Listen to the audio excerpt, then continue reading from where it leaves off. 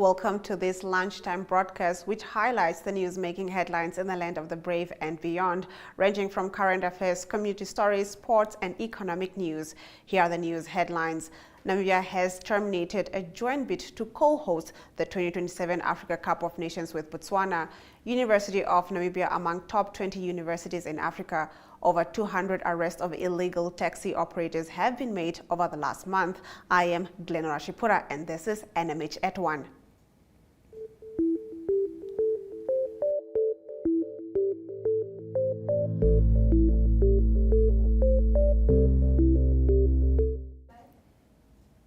Getting into our midday news update, Deputy Chief of City Police Levi Ileka informed that over 200 arrests of illegal taxi operators have been made over the last month.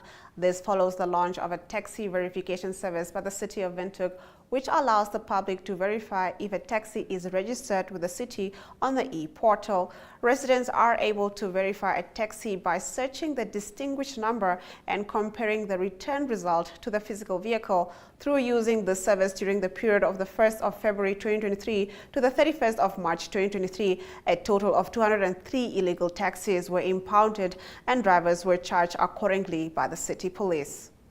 Remember to engage with these stories on our social media throughout the broadcast. Visual news coming up right after the break.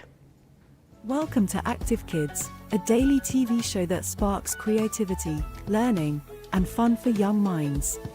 With exciting activities and lessons, Active Kids inspires curiosity and a love for learning. New face to the 15. The perfect mix of play and education. Don't miss out on the fun. Tune into Active Kids on NTV every weekday at 10 o'clock and let the adventure begin.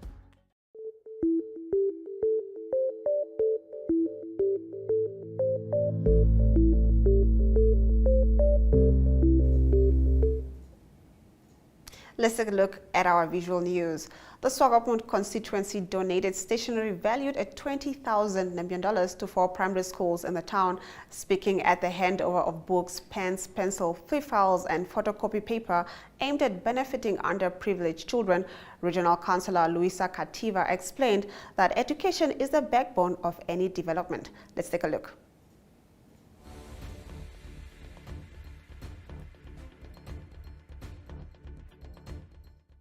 I'm proud of our Governor, Honorable Andrew Newell, when he sourced resources to assist the educational sectors last week Friday by constructing classrooms in Kesopmon. Many of us maybe received the seminar, it was given on TV. So therefore, I take also action as a councillor to come on board to assist our learners in Swakopmund with much needed stationaries. So as I'm speaking, we have 100 books. Each school is going to be distribute some of the book from that several book we have here in this time. Several times the Swakopmund constituency office also assisted in the construction of the classroom at the Freddy Rede Festus Gode Primary School, and furthermore assisted with the minor renovation at Atlantic Junior School. At the same time, this office, our office, we assist 10 students from different institutions with 50,000 Namibian dollars. Each student was receiving 5,000, what previously Mr. Mashwa mentioned here. Ladies and gentlemen, education is the backbone of any development. If we want to compete on the global level of the investment of corporations, we need to have basic knowledge of skills. The beneficiary of the today are almost vulnerable children, what we consider in the orphans. They are the most in need. The office has received numerous requests for assistance, but due to the limited resources, one can only assist the few what we have. I trust that this donation of stationery will make difference, and that will make learners more conductive. The learners, our positive attitude toward your learning will multiply determine your output and also your success.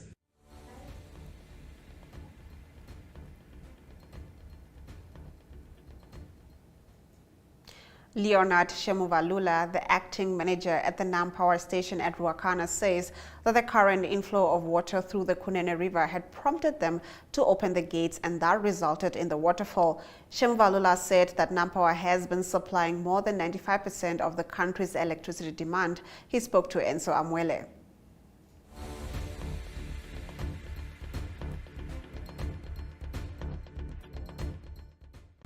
Okay, my name is Leonard Shemuvalula. I'm the power station engineer, although for this week I'm the power station manager. I will just comment on the recent waterfall that has been seen probably all around. So there has been a lot of rain, or there was a lot of rain in Angola since March until mid-April. And all of that water, as it came through, we got a lot of river flow. We had to open our scour gate. As a result, the waterfall was produced. The river flow was at about 1,000 cubic meters per second. However, it's currently reducing, but we expect that until at least end of April, we will be having a lot of good water. This basically means we are producing a lot of electricity, and we are supplying the country up to 95% at peak. So, yeah.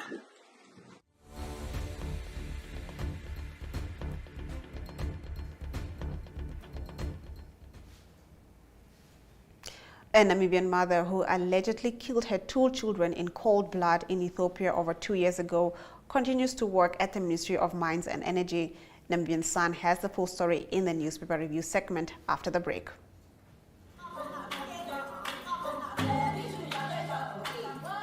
This is Africa. Good morning. My name is Aina Raizakaya alongside Diana Master.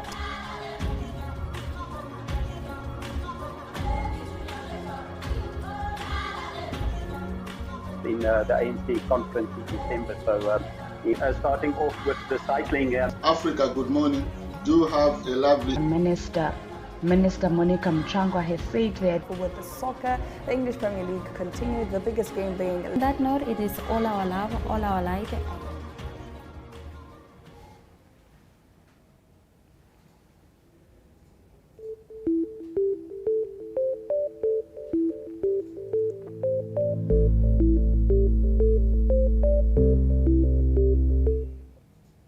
Inside today's daily newspapers, starting off with the Namibian Sun's front page, a Namibian mother who allegedly killed her 2 children in cold blood in Ethiopia over 2 years ago continues to work at the Ministry of Mines and Energy. No legal consensus has been reached after the state clumsily bungled a criminal case against Christofina Amutenya, leading to charges being withdrawn. Amutenya, who according to colleagues often wears a headscarf to work to conceal her face, works as a chief loan and finance officer. The Ministry of Mines ducked questions on why it has not suspended Amutenya pending the outcome of her prosecution. The state provisionally withdrew charges against Amutenya, who is accused of killing her son, aged 9, and 3-year-old daughter in December 2020 after a bitter divorce battle in which their father was granted custody. President Hage Geingob yesterday paid a state visit to South Africa, a first by a Namibian head of state in 11 years. The visit, at the invitation of President Cyril Ramaphosa, was geared at discussing the neighboring country's various bilateral projects. While the poor rainy season is expected to result in crop failures in several parts of the northern communal area, many households say their food supplies from last year's crop season are now exhausted. This is according to Republican, which reports that most households are currently dependent on buying food and markets are on drought relief. On the paper's page 3, the Minister of Health and Social Services, Kalumbi Shangula, hinted this week that the ministry will continue to use middlemen in its bulk procurement processes because manufacturers will not listen to the ministry under the current circumstances. In defense of the use of intermediaries, he also said in the National Assembly on Wednesday that the ministry needs experts in its procurement processes. According to the Algemeine Zeitung, South Africa hopes to leverage its close ties with Namibia to cooperate on energy investment. President Cyril Ramaphosa said this week, adding that Namibia's president, for that reason, has followed Ramaphosa's invite to South Africa. A group of farmers are trying to get back farm animals confiscated by the police on suspicion of livestock theft by filing an emergency motion in the High Court. The police chief counters the request. Algemeine Zeitung reports on its page 3. In February, Vedamboa Vendapi and Shihuruka filed a motion against the Minister of Home Affairs, Immigration and Security, the chief of the Namibian Police Force, Joseph Shikongo, and the station commander of Talismanes Police Station. We'll be back with more newspaper review after the break. Welcome to My.NA Cars, your ultimate destination for everything automotive. I am your host, Diana Master. Teamwork makes the dream work, right? Discover the latest models, innovative technologies, and expert insights from our passionate hosts. Learn essential maintenance tips and get exclusive behind-the-scenes access to the automotive industry. Don't miss My.NA Cars on NTV every Thursday at 2100 hours. Tune in and ignite your passion for automobiles.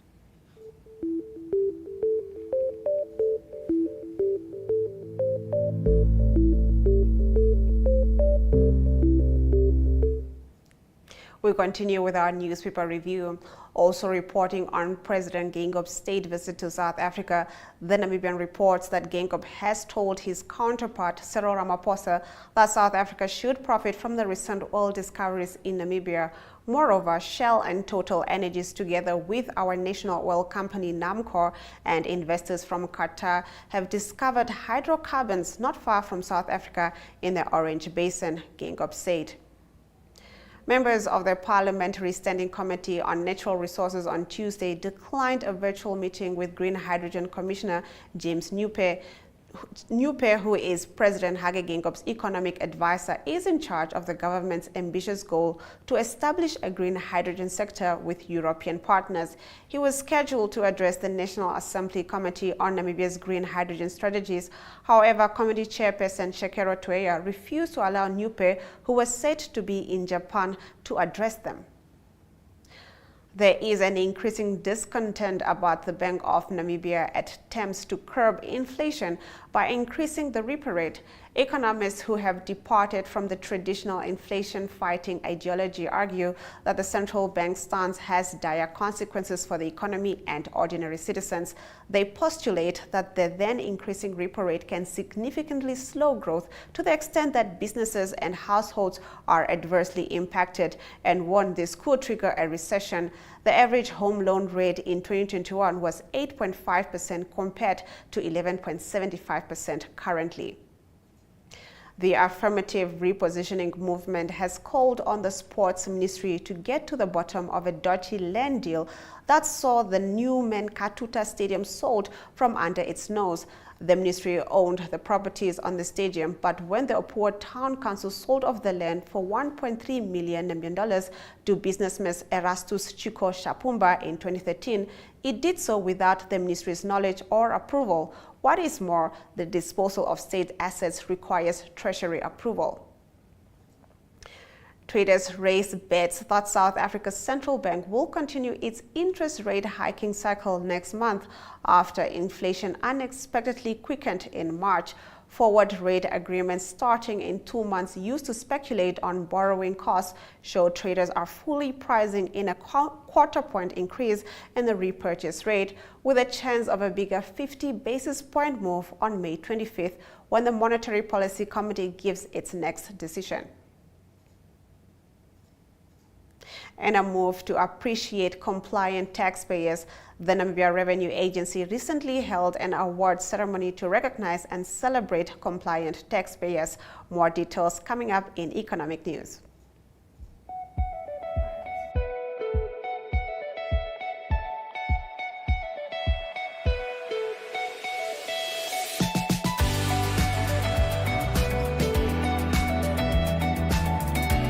To another exciting episode of Irongo Talk. Hier is die weer en vertel ook vir julle waar die vis heel moontlik kan byt.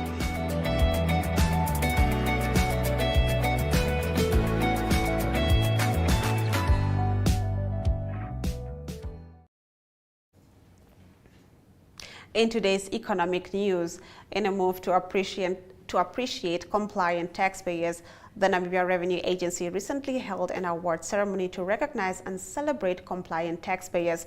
The agency, which is responsible for collecting taxes on behalf of the government, hosted the second edition of their Taxpayers Appreciation Day at Druampos on Wednesday evening. The key consideration is compliance. That is what gets you in the room.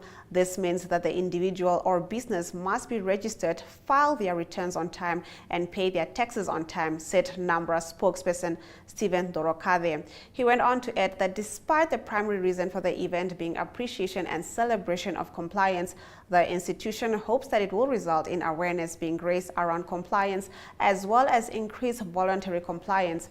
Furthermore, NAMRA's head of domestic taxes, Idi Itope, used the occasion as a platform to disseminate information regarding the country's revenue performance.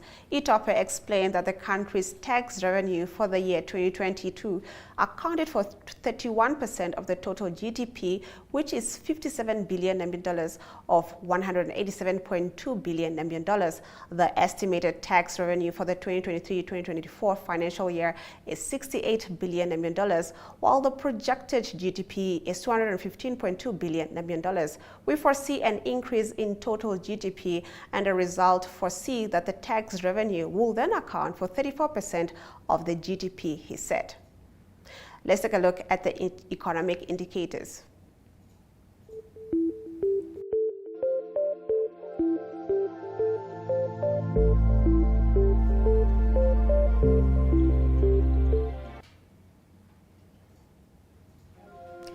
$19 Namibian and 83 cents is the cost of €1, while £1 British pound is now trading for $22 Namibian and 44 cents. Capricorn Investment Group Limited stocks are valued at $15 Namibian on the NSX, while First Rent Namibia stocks are at $37 Namibian and 5 cents. RX Properties saw a 4.3 rise in stock prices on the NSX, while local index has closed 0.34% higher than previous closing price. All commodities, with the exception of platinum, have dropped in price. Brent crude oil is now valued at $81.10.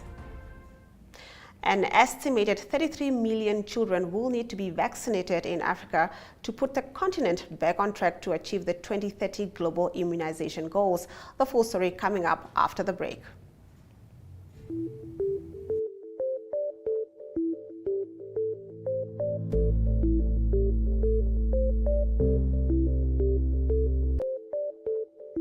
Ranging from current affairs, community stories,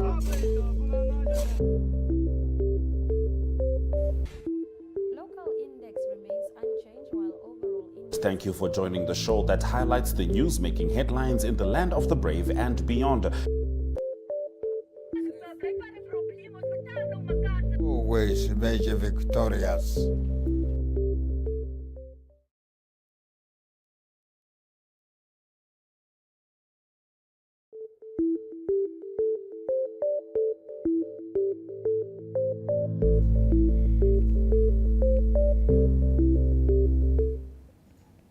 Let's take a look at the news from the continent. An estimated 33 million children will need to be vaccinated in Africa between 2023 and 2025 to put the continent back on track to achieve the 2030 global immunization goals that include reducing morbidity and mortality from vaccine-preventable diseases. An analysis by World Health Organization finds the unprecedented impact of COVID-19 pandemic on routine immunization services has driven up the number of zero-dose and under-immunized children, rising by 16% between 2019 and 2021 and pushing the cumulative total to around 33 million, which represents nearly half the global figure, according to estimates by WHO and UNICEF. Without renewed political will and intensified efforts by governments, it is estimated that vaccination coverage in Africa will not return to pre-pandemic levels until 2027. This year, African Vaccination Week and World Immunization Week from the 24th to the 30th of April is being marked under the theme, The Big Catch-Up. This is a global push by WHO and partners to intensify efforts to reach children who missed vaccinations, as well as to restore and strengthen routine immunization programs. In our next story, a lion has been spotted in Chad's Sena Ora National Park, where the big cats have not been seen since 2004 and were believed to be extinct until now. A photo of a lioness was released by a team of conservationists from the Chad government and the New York-based Wildlife Conservation Society. The photo shows a prime, very healthy adult lioness around 5 years old.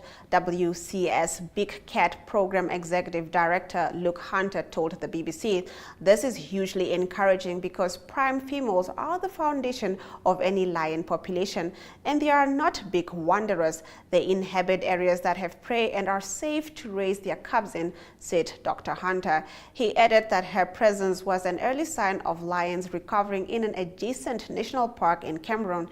In 2014, the Authority International Union for Conservation of Nature's Red List of Threatened Species concluded that lions were extinct in Sena Ora.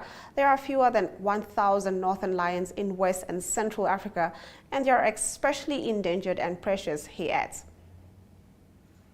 We take a look at the international news right after this short break.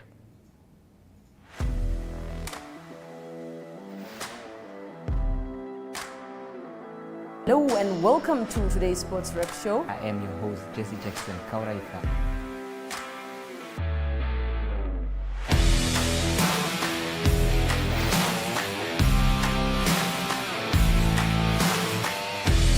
In replay, Namibia, who had won the toss for the first time on this tour. Good day everyone, time for international sports news, starting off with tennis news, both on the WTA for women's and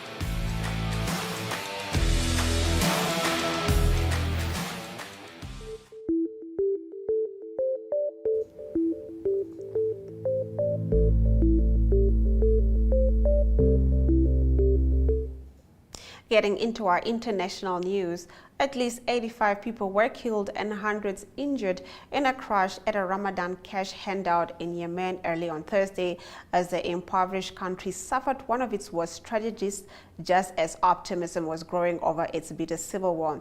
3 people were detained over the stampede in Sana'a, Yemen's rebel-held capital, after large crowds gathered at a school to receive gifts of 5,000 rial, about $8, for the end of Ramadan, the Muslim holy month. Harrowing footage screened by the Iran-backed Houthi rebels Al-Mashira TV showed a tightly packed crowd screaming and shoving, unable to move, while others attempted to haul stricken people out of the crash. Other shots showed dead bodies on the ground as the panic continued. Afterwards, piles of abandoned sandals, clothing, and a crutch littered the scene, while an investigator in white protective gear collected evidence. "It was a huge crowd. They fell on me and I got hurt," an injured child told Al-Mashira from his hospital bed. A Houthi security official speaking on condition of anonymity told AFP that at least 85 people were killed and more than 322 injured, 50 of them seriously. After the break, we get into your sports news. Good evening and welcome to Sunset News. Attachment stays on list A in the speech, rate and taxes, and how much.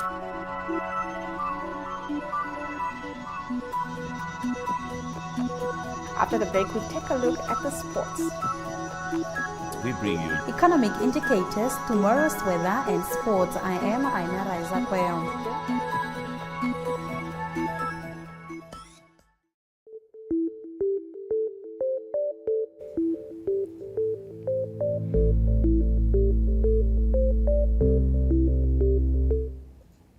Getting into our sports news, starting off with the local news. Namibia has terminated a joint bid to co-host the 2027 Africa Cup of Nations with Botswana, stating that they don't have the funds to undertake such a huge project. Government said it must prioritize funding for, among other issues, a looming and possibly severe drought. In a statement, Namibian Sports Minister Agnes Shongarero informed Botswana's Minister of Youth Empowerment, Sport and Culture Development, Tunisa Ragere, that the budget provision for the lead consultant, as proposed proposed by the company chosen is above the budgeted threshold agreed upon and submitted by the bid committee, and that a request for additional funding had not been approved. The Namibia Sports Commission gave their best wishes and sent off the Namibia Under-20 team yesterday, who are on their way to compete in the Baths Trophy in Kenya. Inter-High is underway at Verkop Stadium, a great event that has been going on for more than 5 years. Windhoek High School versus Windhoek Gymnasium, with a lot of sports codes like soccer, netball and rugby. We now take a look at our international sports news.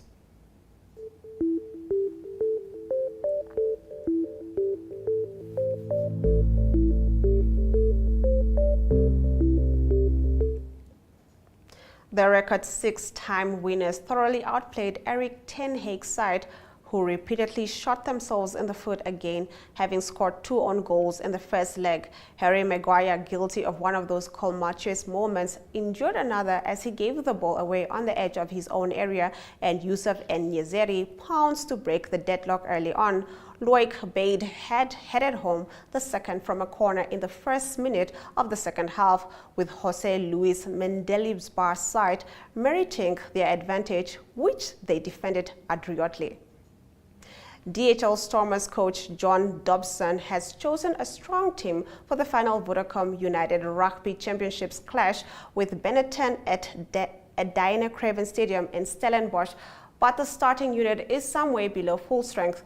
With an eye on the playoffs that will start 2 weeks after Friday's game, Dobson has opted to give some players who haven't started in the last few games an opportunity to do so. It is an attempt to ensure they have proper game time behind them when the quarterfinals arrive in early May.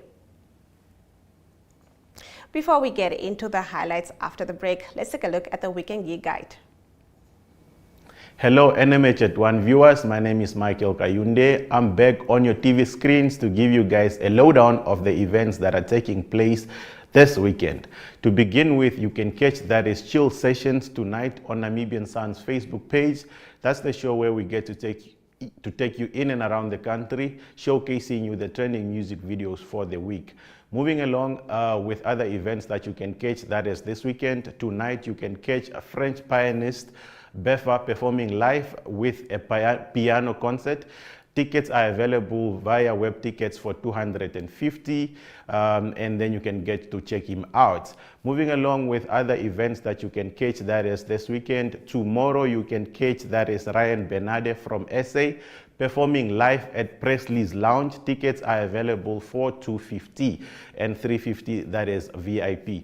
Those are some of the events that you can catch this weekend. From me, Michael, until next time, please do take care and have fun. Until then, it's bye-bye.